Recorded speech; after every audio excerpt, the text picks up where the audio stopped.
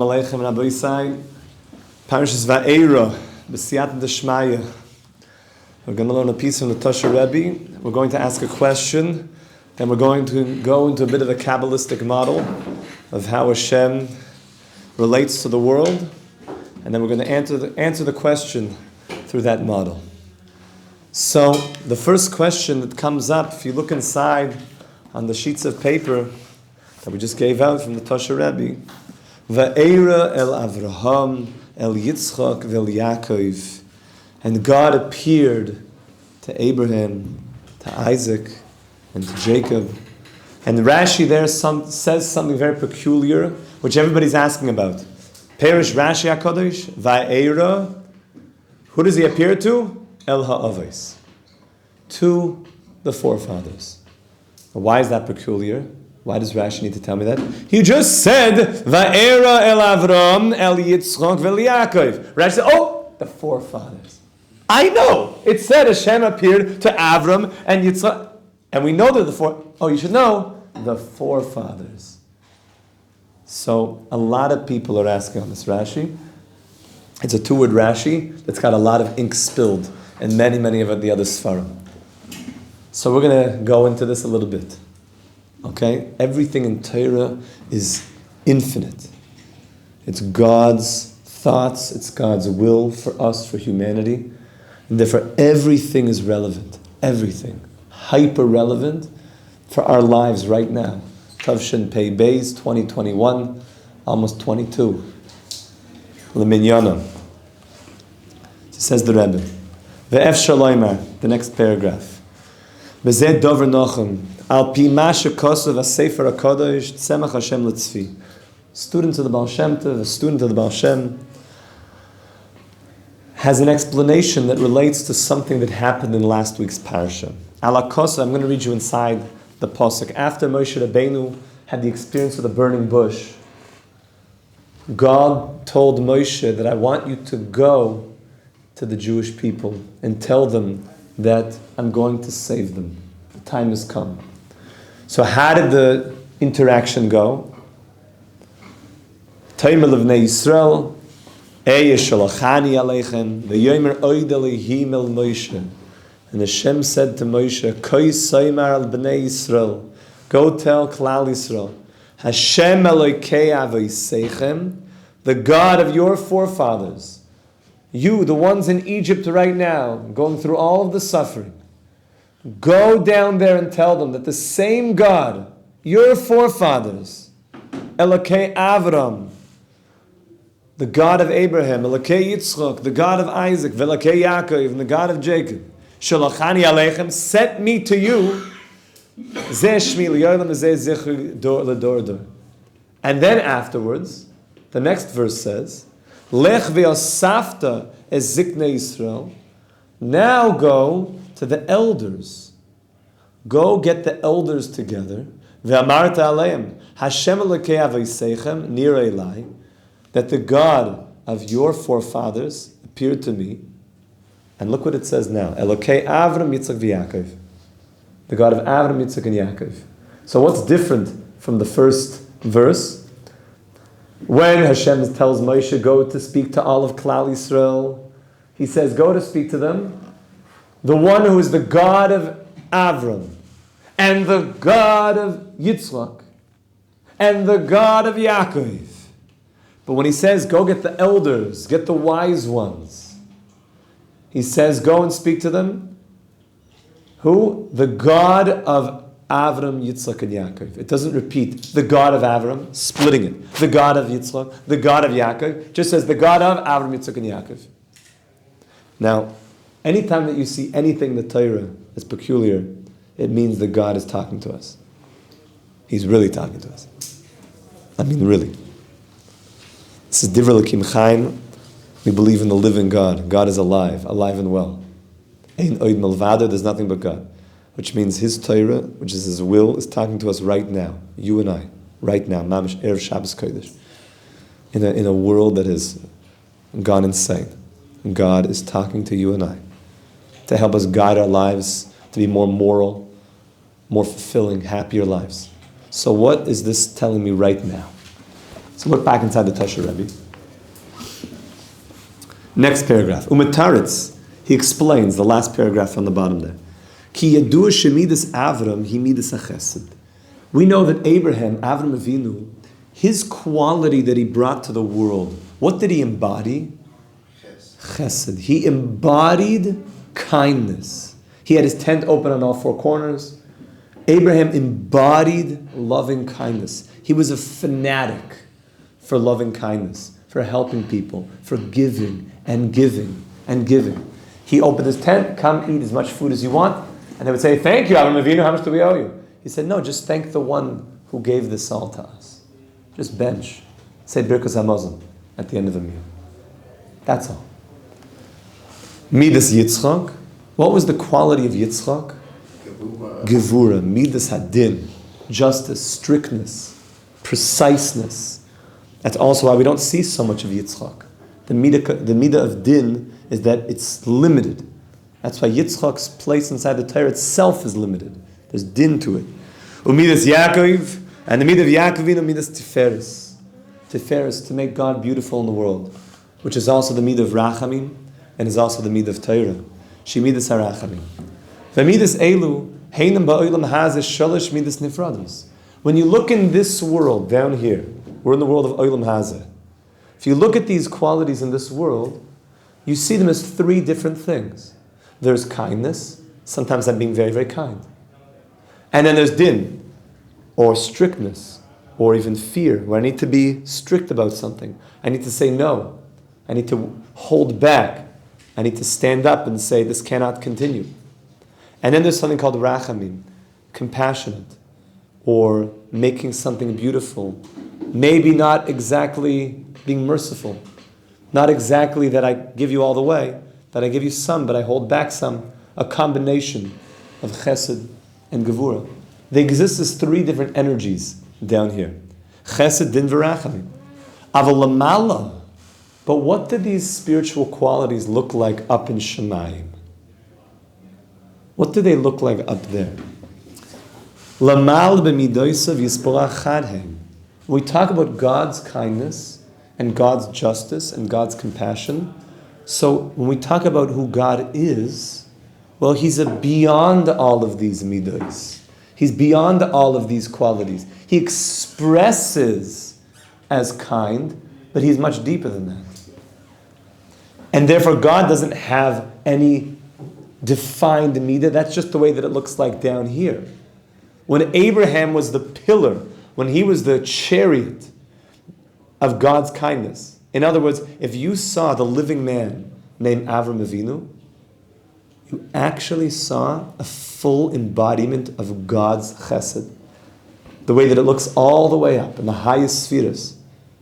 You saw a human being that was an embodiment of the godly energy called loving kindness. And that's why he plugged himself into God through embodying loving kindness and being a fanatic for helping human beings. But God is beyond any of these qualities. There's no distinctions when you get all the way up there. Ki habayre baruch hu, fourth line. Mishtamish bekulam bebas achas uberega echad. God has all of these qualities all at once. They're not differentiated. Kamay shekos b'shir sayam. When we sang the song at the sea, in the Shir Sayam, in Oz Yosher, it says, Yemincha Hashem nedare b'koyach. God, your right hand was adorned, was beautiful in its strength. Yemincha Hashem tiratzayev. And your right hand, the same right hand, smashed down the enemies. Now usually, it says Rashi, look at Rashi. Perish Rashi HaKodesh. Nedare b'koyach. What does it mean that it was adorned? Lahatzilas Yisrael. That the right hand saved Klal Yisrael, saved us from the sea.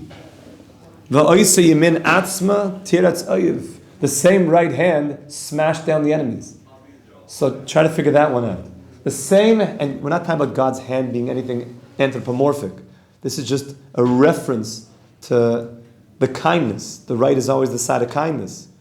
But here you see that you can't just limit God, because the same hand seemingly was doing two opposite things.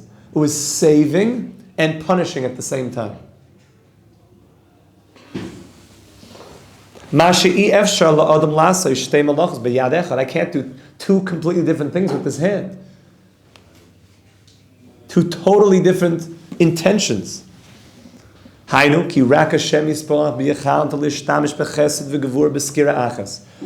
can use kindness and judgment all at the same moment. Everything is one. And this is what our Kabbalists tell us. God is totally unified and completely simple. The greatest thing that we know about God is that He's simple. He's not made of any parts.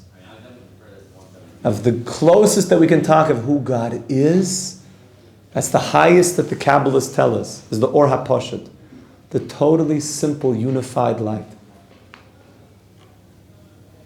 When we see distinctions, that's just the way we relate to God down in this world. But who He is all unification. And we have moments like that, like the splitting of the sea, where we saw at the same time, we got a glimpse into something higher. Where we started to see that the distinctions of God started to be melt away. Where that same hand that was saving was punishing. And we saw that there was a unification at very high levels. God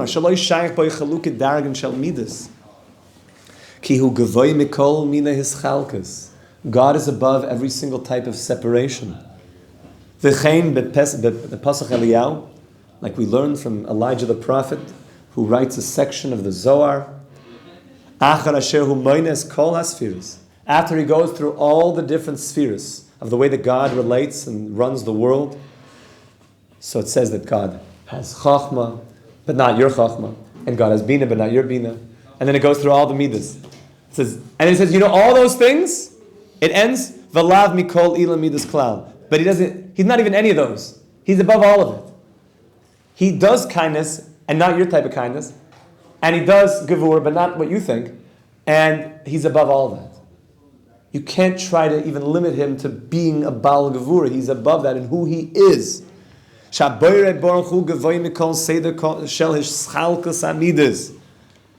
And we saw the same thing, you know where else? When we received the Torah at Har Sinai. God gave us the 10 Commandments, and it says that He said it all b'dibar echad. The whole of the 10 Commandments were all said together. Try to say all the 10 Commandments and it wasn't like He said it very fast.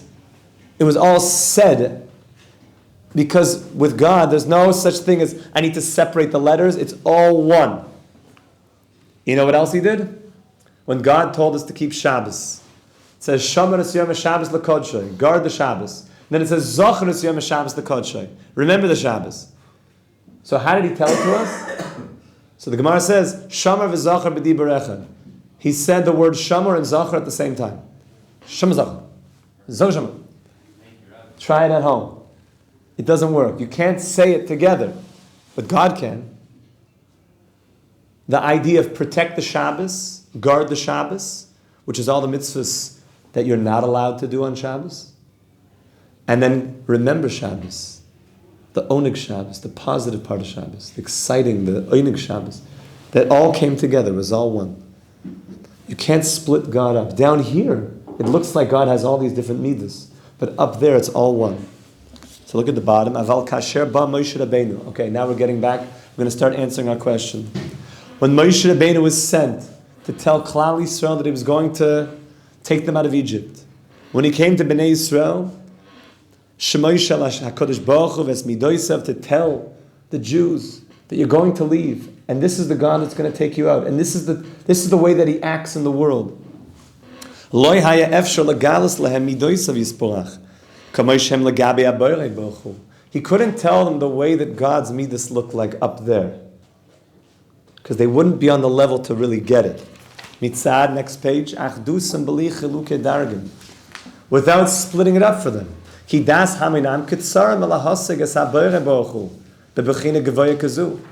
couldn't tell regular people, you know, God up there, all of the midas, they're all one actually. It's hard for us to relate to that. So Ella, what did Moshe Rabbeinu do? Remember, he's trying to help us relate to God. How did he do that? He came to the Jewish people who were in Mitzrayim, and he said the following: "Hutzrach lahavinam mahus kol mida v'mida mechulekes b'fnei atzma." He had to tell us every single one of God's qualities separately. K'moshe hem lamata, the way it looks like down here. L'chein amar HaKadosh Baruch Hu l'Moshe, ki lebnei Yisrael yomer elokei Avram. So tell them, God has a quality called Avram Avinu. Let's teach you about Chesed. Let's teach you guys about going out, doing some pantry packers, Yad Eliezer. Let's do some things. Let's go to an orphanage. Let's help people out. Let's set up a gemach. Let's talk as God does that. Let's talk about that. God acts that way. So we want to emulate God. Let's start doing good things and kind things. Now let's speak about Yitzchak. What was Yitzchak all about? Gevura. Let's teach you that there has to be some fear. There has to be some, where you say no, where you stand up to things that aren't right, when you put restrictions and you put limitations up. Let's teach you about that, because God does that as well. And He punishes. And then let's teach you about Yaakov, how to be compassionate, how to help people with that feeling. Yaakov is also the feeling of Tiferes, of making God beautiful. Let's talk about beauty in the world and the quality of not just making myself beautiful, but making God beautiful. So that's why the first verse that we mentioned split it up. Elokei Avram, Elokei Yitzchak, Velokei Yaakov. Because when he would go to the general populace, that's what most people can relate to. Let's talk about God's chesed. I can learn how to be close to God through that chesed, through becoming a kind person, to emulate God. But when he came in the next verse, who did he go speak to in the next verse? He said, go to the elders. Go to the elders. Now the elders are wiser. They're the wise ones amongst us. How did he set it up when he went to the elders?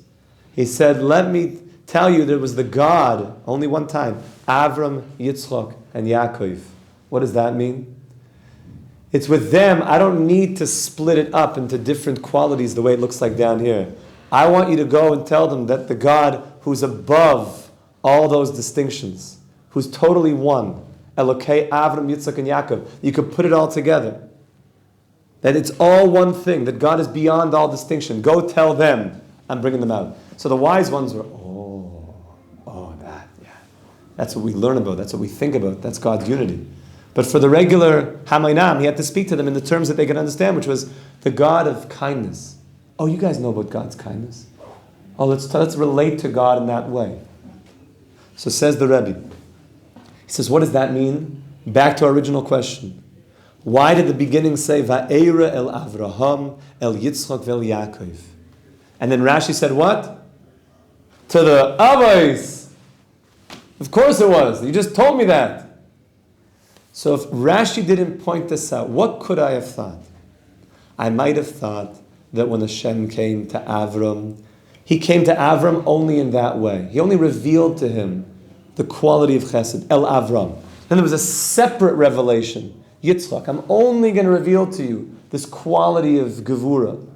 And then when it came to Yaakov, I'm only going to reveal to you this quality. But the Rebbe says, no, Va'era means me. God says, me, myself. I came, and the me, who's above all this. Avos mean, when I came to them separately, I came to them as a full unit of the Avos. I came to them as Avram, Yitzchak, and Yaakov. When I came to Avram, I came as an Avram, Yitzchak, and Yaakov. When I came to Yitzchak, I came as an Avram, Yitzchak, and Yaakov. When I came to Yaakov, I came as a Avram, Yitzchak, and Yaakov. I came as the whole thing above all the distinctions. Because people who are very, very wise and high, you can start to see Hashem the way that it's going to be when Mashiach comes, the way that we experienced at Mount Sinai. This is really what Kabbalah is all about. So pulling people up, up, up, up, up. But you can't get there unless you start from down here. And that's what the Rebbe ends with. And he says, for most of us, what we really need is to have God, a relationship that is, God is someone who does chesed. He does kindness. So I want to relate to God's kindness. How do I do that? I start fixing my soul to become a more kind person, a more loving person. And God gives me feelings of love in this world. Most people say, like, I love, fish. You don't love fish. Because if you loved it, you wouldn't kill it and eat it. You love yourself. You love eating fish. But God gave you a feeling of, I really enjoy this. This is very nice. That you could take that feeling and that you could direct it to God. Kindness. The feeling of, I want to do something. I want to help somebody. That's a feeling of, I want to now direct that to God. God also put other feelings in our world. He put feelings in our world that we should be aroused by that feeling and then direct it to God. Like yira. Yira means fear. That's gevura. That's yitzchak. So what are ways that God puts little fear nuggets into people's lives? Paintball. Excuse me. The person has that ball. Or you're on the pitch and you're afraid that I might get hit. So you should realize God put that there, not just that you should feel afraid of getting hit with a paintball. He put that there that you should be able to direct that feeling that there's such a thing of being afraid of maybe God's paintballs, the things that could hit me. I want to be careful of that. The Gemara says that Hashem put something in the world called Ram. Anybody know what Ram is? Ram is thunder. Is thunder, Ramim. You guys ever been somewhere when it really thundered? And God says, the Gemara in Brachos, Nun Tesamid Aleph, 59a, that why did God put thunder into the world? In order, Lifshait Akminis Shebelev, in order to straighten out the crookedness of my heart. You don't get afraid of the thunder just so God should spook you. He put it there that you should get as a wake-up sign that there might be something to be afraid of, that there's something I'm doing that's not right. And it's a wake-up call. That's a feeling that instead of taking it and being afraid of my boss, being afraid of the boogeyman, those are fallen experiences of fear. Is that God says you can relate to me through those emotions. Use those emotions and then direct it to me. When the Chavetz Chaim one time, there was a big thunderstorm. And there was somebody who was peeking into the room of the Chavetz Chaim. All the best stories are because there was always that one person that was like peeking in and nobody was looking. So the Chavetz Chaim was a student was peeking into his chamber and looking, and the Chavetz Chaim was looking outside, and it was thunder and lightning. And he was saying, "Vos fehlt the tate? Vos fehlt the tate? Tate Avinu Shebashamayim." Now, what are you asking him to be? He was the most righteous person in the world, but the fact that he was hearing thunder meant that it must be there's a message for me also, that I need to wake up. So he's saying, "Vos fehlt the tate? Tate, Hashem, my Father, what do you want? What do you want from me? There must be something. I'm afraid now that I'm not doing something right." He was the biggest tzaddik in the whole world. But on his level, he felt there was some message. There was some message. And then God gives us another feeling called Tiferes. Tiferes is the feeling of making something beautiful. Being misparb in something. So that feeling of, I want to buy all the fanciest new stuff and the fanciest home, the fanciest yacht. Why am I doing it? To make myself beautiful? Maybe that feeling should be taken, how can I make you beautiful in the world, God? How can I make you beautiful in the world, God? I'm still amazed that there's people who still buy mansions. I heard of such a thing. And when it comes to buying the mezuzahs, they say no, kosher b'diavad, the basic stuff.